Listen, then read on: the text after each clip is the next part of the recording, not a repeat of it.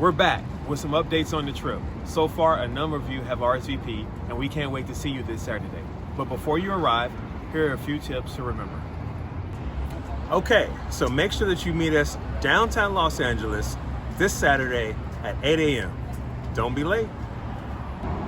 If you're concerned about social distancing, feel free and meet us at the Oceanside Transit Center by 11 a.m. So bring your beach towels, your sunscreen, your Bluetooth stereo with them jams on them, anything else that you would bring to the beach. It is free to bring any of those items on the train with you. This is our first event since the pandemic started. We want to have fun, but we also want everyone to be safe. So we are following all CDC-related safety precautions. So feel free to join us with your loved ones this Saturday on our beach day trip to San Diego. Eagle Pride!